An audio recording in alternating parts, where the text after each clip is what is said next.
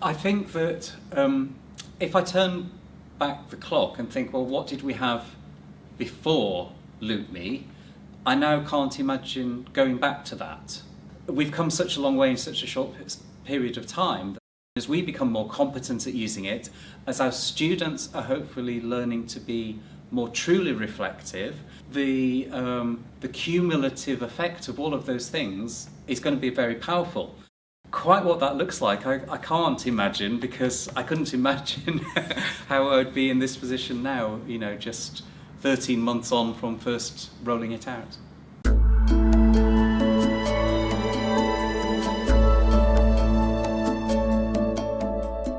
LoopMe is part of our assessment strategy.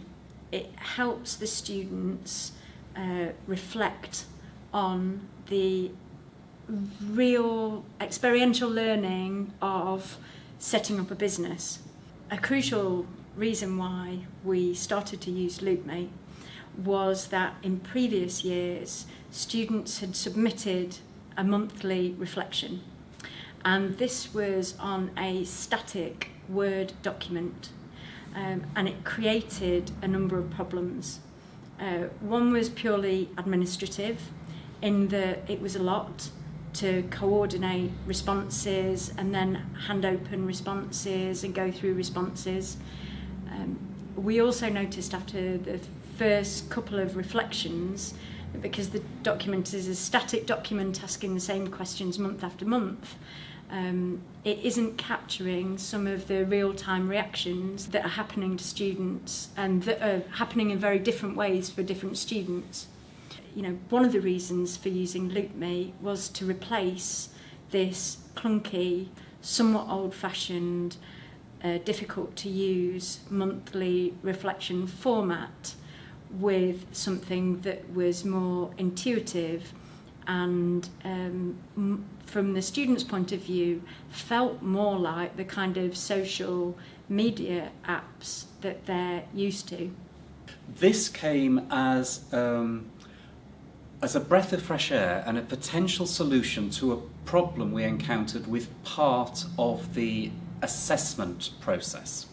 Looking at LoopMe revolutionised this, because LoopMe is an interactive social learning tool which enables us to communicate with our cohort of students.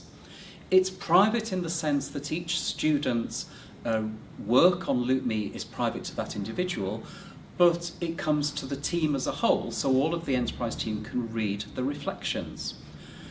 Another advantage is that we don't have to have a single template. We can set tasks, reflective tasks, to map the program, usually every 4 weeks, but we can consider the sort of issues which are coming up for the cohort as a whole and maybe set a task which is pertinent to a lot of people in that stage of their development. The take-up rate, the submission rate was revolutionary, and that cut down not only administration time in chasing people, but it also meant that we could then invest that time saved into actually helping the students with their issues. So it was a win-win scenario. The most inspirational thing is what I call the triangulation factor. So in a general report, they're writing some prose, and quite often it's just narrative, but they are at least attempting to reflect and to report what has happened. What LoopMe does is it gives us much more than that single point of evidence. It gives us triangulation, because as well as the prose, the written work, we also have a number of tags. We're very careful to include both positive and negative tags, so a student may include a negative tag. But the critical thing is the emoji. So the face, which goes from either very sad in various degrees up to very happy. That then gives you this triangulation, as I call it, because you're getting 3 pieces of evidence to reflect that student's thought, not just the one written piece of evidence. The students that we have these days are very familiar with social media. They are much more likely, in my opinion, and from the experience of running the programme for a number of years, to engage in something which sits on their smartphone or that they can have as a tab on their computer or laptop than they are to perhaps download a template, then save it with this month's information, then attach it to an email. Maybe one of the things that is helpful about LoopMe is that as a team of instructors, you can all see the feed in one. So maybe also it's the way that you receive and process the information. So we're all looking at the feed, and let's hypothetically say that for a particular intervention there was a lot of flat or red faces. Yeah, that is I think it does something to your brain when you see that, or if you see a lot of green smiley faces. So I think that there's something both in the style of reporting for the student that feels familiar, and then there's also something as an instructor when you receive all of that in the feed, or see the general responses, how that makes you reflect on the feedback that you're getting from the students. Interestingly, when we ask questions through LoopMe, the responses are so open and so full and so honest. It's almost like seeing into their heads. They feel, I don't know if it's that, they know it's secure, so they know that it's only coming to the people that are there to hopefully help them, then their peers are not seeing this. And maybe it's just the fact that they're so used to communicating in that way anyway, but this is what we found, that it's revolutionised that part of our programme. And we have been using LoopMe as part of our formative assessment strategy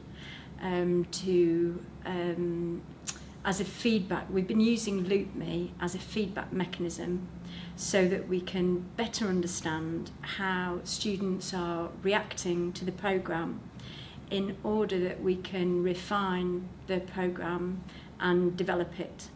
When we're using LoopMe, from a practical point of view, when you see the students' responses to the reflections on the feed, one of the things we've talked about as a team is we tend to scroll through and we'll look happy face, happy face, happy face, and we're looking first and foremost for those faces that are flat or unhappy, because for a small team that helps us to understand where we might need to initially direct our resources, and that's practically very useful to help us prioritise our activity as a team.